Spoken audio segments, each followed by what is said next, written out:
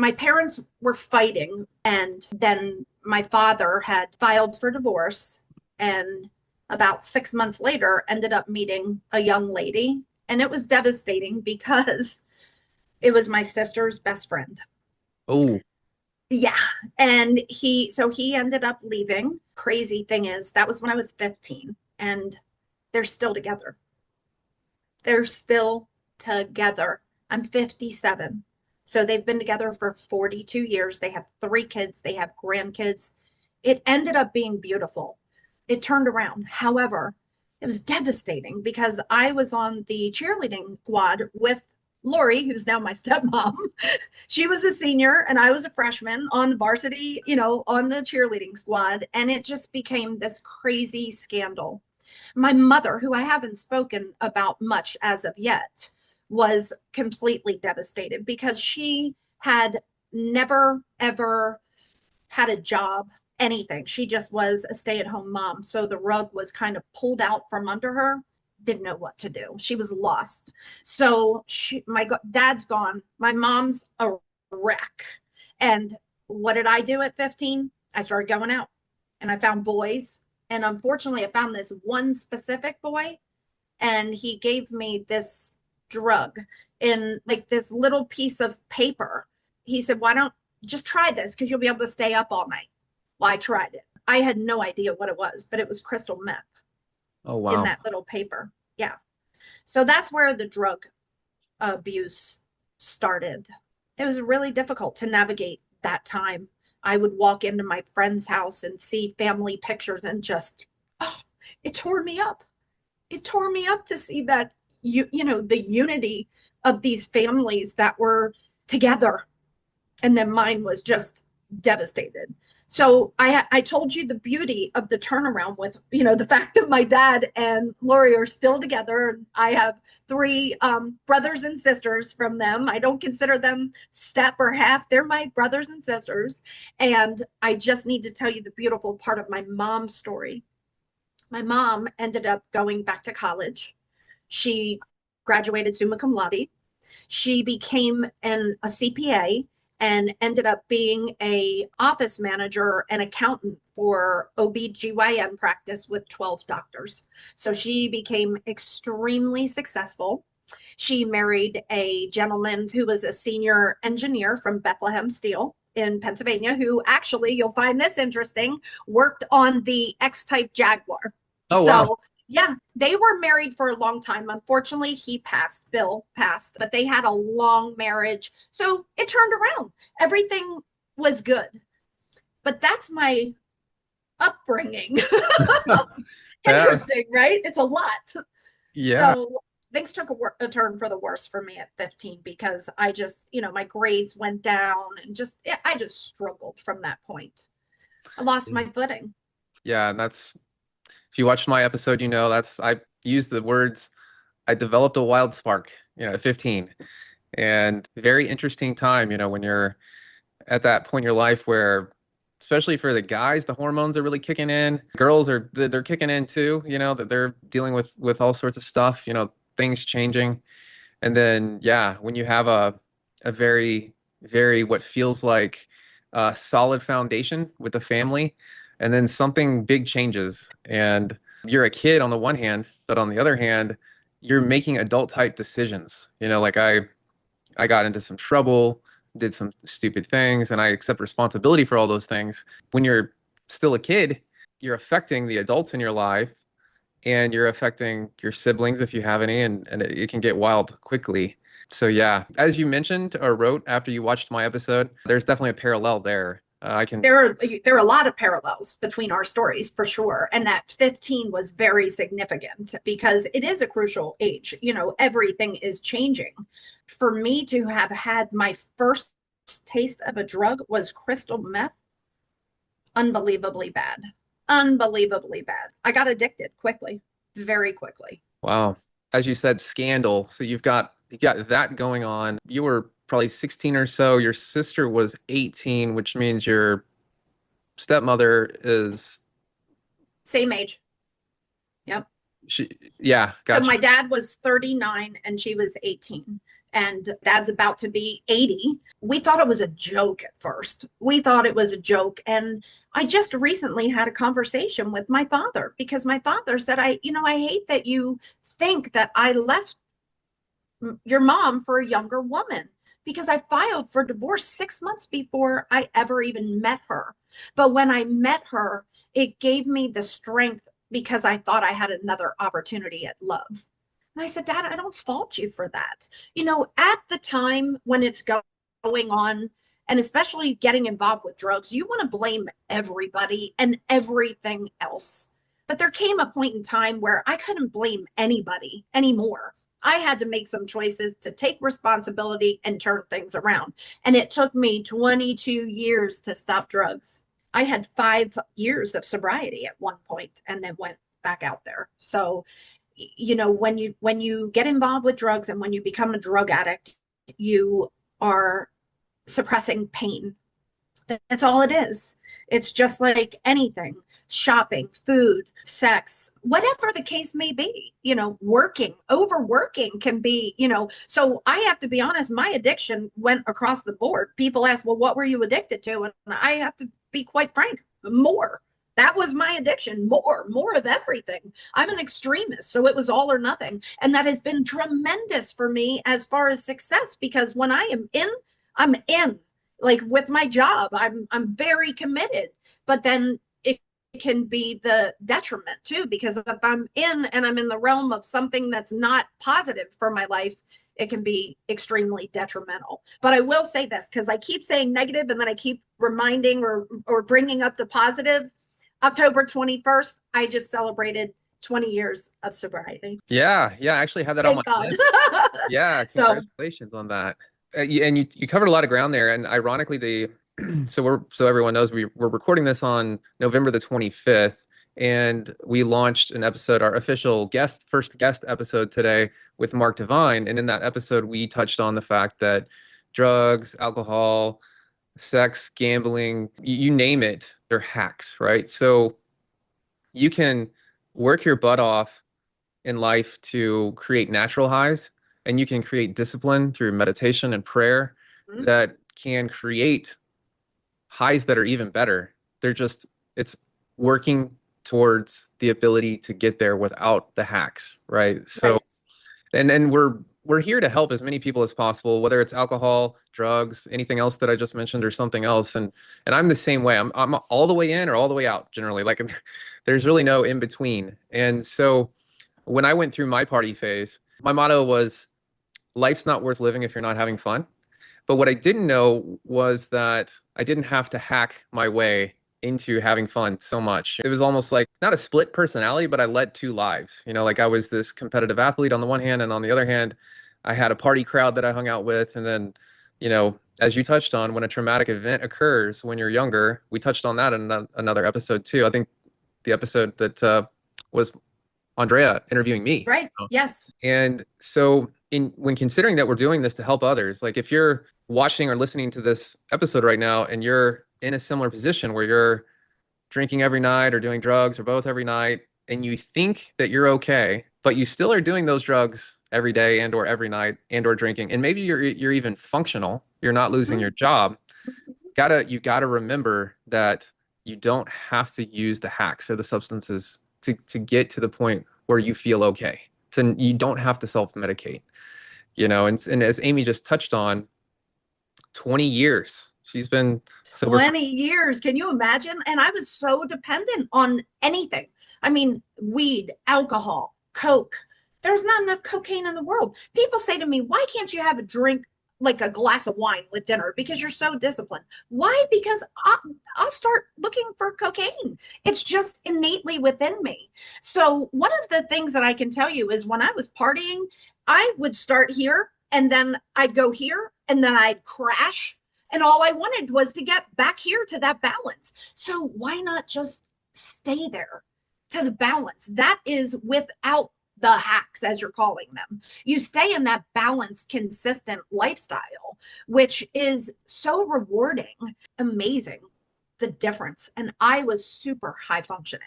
there was a point in time where I was working in New York City for Estee Lauder Cosmetics, and I was doing statistical management and marketing for them. And then I was part of the national makeup artist team. And I was going around to events and I thought that I had everything under control. And I portrayed that to everybody that I came in contact with. But then I would go home and I would, drink a bottle of wine and get some cocaine or whatever by myself. And I was so sad because I never really dealt with some of the issues. And I wanted to just get back to being that golden child when I had the praises and the accolades of my family rather than the black sheep all of a sudden. Now I'm the bad one. How did this little girl who was so good get so bad and cause all of us so many problems?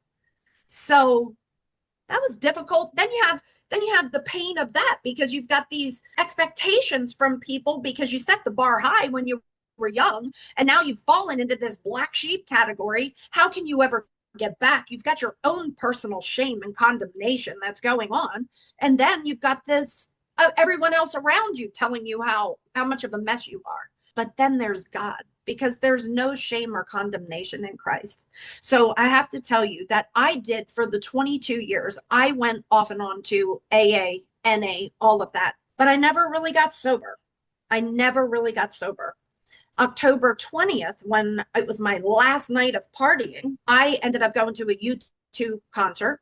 And before I even got there, I used to joke with people saying that I need 5 martinis to just get me steady in my heels before I go out. So I've drank like 5 dirty martinis and then I'm ready to roll. That night, I ended up having all kinds of fun. I had a blast. But the next day I had to be at work at Jaguar at 7:30 in the morning. I woke up at 9:30, maybe 10 o'clock. I had no idea where I was. I had no idea where I was. I had no idea where my car was. I was on the top of me, halfway clothed. And then I see this guy. I'm thinking, oh my gosh, what happened? Get me out of here. I got to get home. So I called the girl who could cover for me, and she covered for me. She's like, I already got you. I'm taking care of everything. I Ubered back to my house. I was an hour and a half from home. Hour and a half from home. So I am so late. This is a disaster. On the way home in the car, October 21st, the day that I stopped this issue, I'm praying. I'm praying that I don't lose this job. I'm praying. I'm like, oh my God, I know you want more for me, God. I know you do. I said, you got to show me how to do this. How can I do this? This NA, this AA, it's not working. When I got back to my house, I literally fell to my knees and just bowed down before God. And I said, this is so emotional because it was the turning point. I said, if you deliver me from this, I will tell everybody for the rest of my life that it was you and you alone. And that's what I'm doing right now. I'm honoring God by letting him and everybody know it was him alone. And when I got up from praying, I said, I am going to walk in the other direction. So when I went in, you'll never believe this, but I went to my general manager and I told him the truth. I said, I was out and I have a problem. And if you can just believe in me, I believe that I'm going to change. And he said, well, you just admitted you had a problem. So that's half the battle. And you're a great employee and I'm going to support you, but I'm going to hold you accountable. And I surrendered. You say no surrender, but you have to surrender to be able to get up. So I surrendered to God, and then I surrendered to somebody who could have taken my livelihood away, but he didn't. He supported me with that decision, and I never looked back. So Oh, it's an amazing story. yeah, it is. It's beautiful. You probably can't see them on the camera, but I got the chills from it, and that's what we're here for. We want to share this with people, and especially those who are in similar positions or might be soon. Golly, like when you think about that story, and I look back to times in my life where I was just way off track, and so easy to get off track, especially in today's world. So that was in 2005 for you.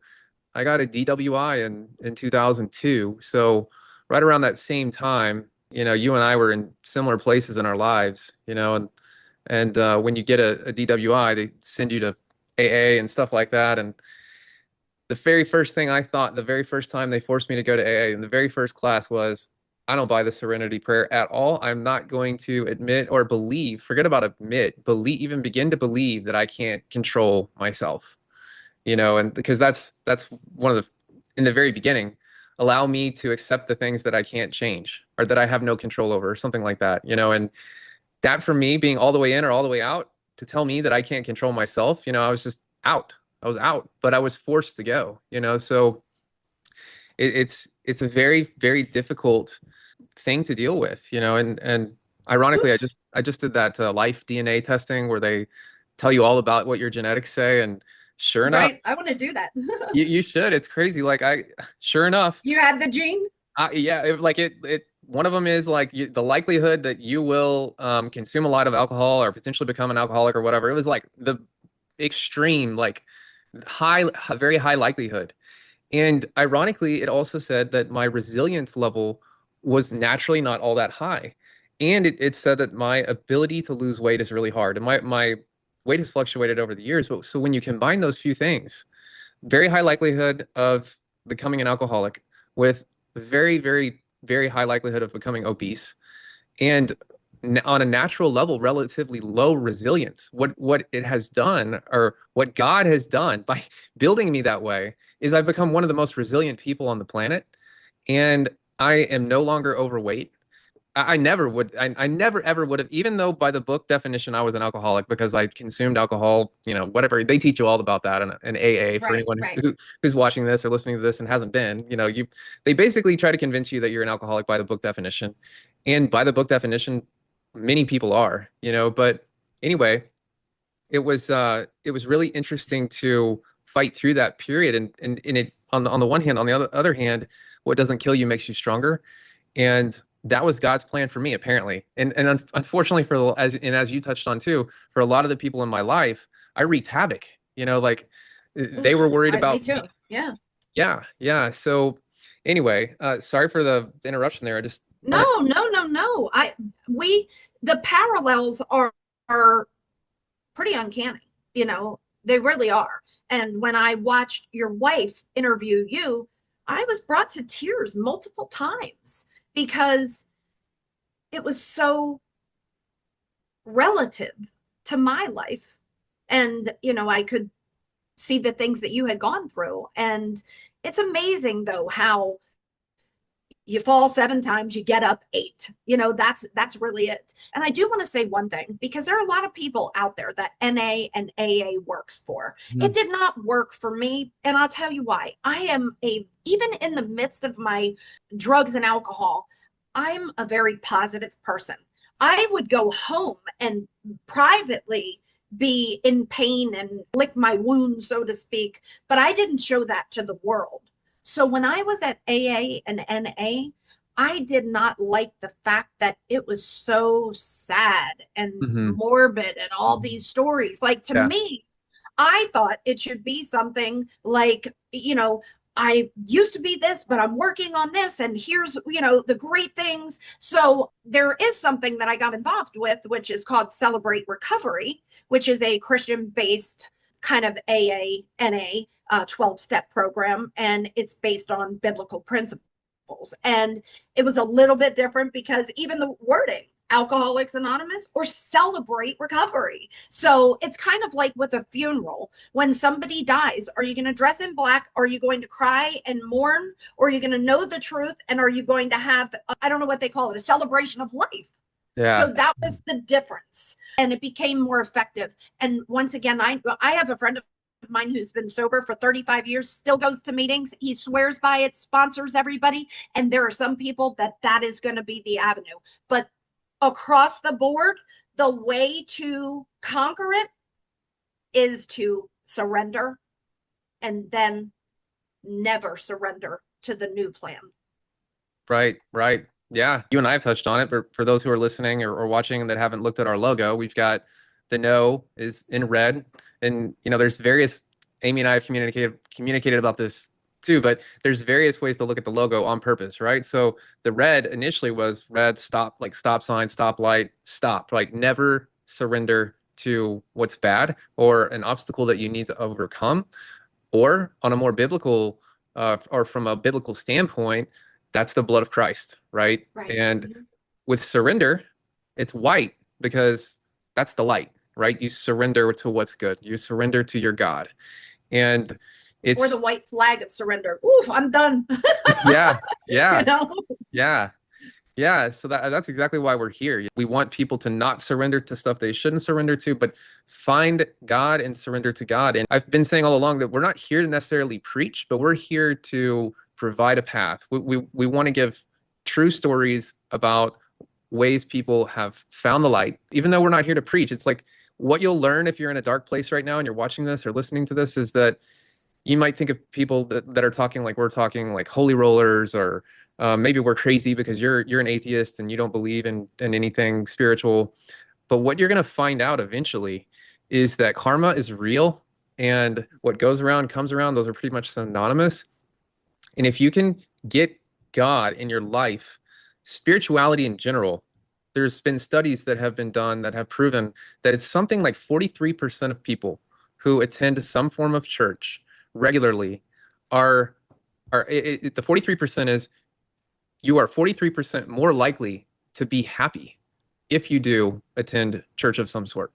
So Right. just keep that in mind. Like if you're an atheist or you don't believe in anything right now, just go, a night class or something like that. If you're against the dressing up and going to church on Sunday, just find a way to get spiritual, even if it's reading books, reading the Bible. That's something that I'm going to be finishing the New Testament. I started at the beginning of the New Testament. I'm going to be finishing it this Sunday. Every Sunday I spend, almost an hour studying the Bible. That's something that I do because it's amazing. You'll start to see synchronicities, right? So Yeah. it's wow. I've been doing it for, well, on my Bible app, I think it's 1,010 days right now, 1 hour every morning at 7 o'clock, and reading multiple plans. And last year, I read the Bible in a year, and it was very challenging, very challenging. And it was so amazing, but I said, okay, I'm just going to do different plans this year. So every other year, I'm going to read it. So as of January 2026, here we go again. I'm going to read it again. But I want to say one thing, because I have a lot of people in my life that are Buddhist, that are gay, that are, whatever the case may be. God loves every single one of us. And Mhm. there is hope and there is a plan for all of us. I think the biggest thing is to know that there is something greater than yourself outside of yourself. Because if you're self reliant, that's where you have the problem. That's what the drugs or anything else or ego or pride, you're relying on yourself. And I can tell you, that's what I did for years. I did that. I thought I was self sufficient. Oh, I've got this. I'm a high functioning addict. But the moment that I surrendered it all and put it in God's hands, that was when it changed. It changed at that moment. So it's letting go of self. I think that's huge. So if you are an atheist, if you are a Buddhist, whatever your lifestyle may be, there is just a surrender with what you think is the only way, and be open to something outside of yourself that's spiritual, that's greater than you. This is what God and Jesus is. There is no judgment on anything. If that's what you choose, so be it. God has given us free will, free will. And I chose the path of that crazy path for a long time, and I suffered. There were consequences, there were repercussions. I can tell you, just like things, snowball in a bad direction, they snowball in a great direction. You do the next right thing, and things get incredible. What an incredible reminder from Amy. For 22 years, she wasn't just chasing substances, she was chasing more. More intensity, more control, until she finally hit that wall.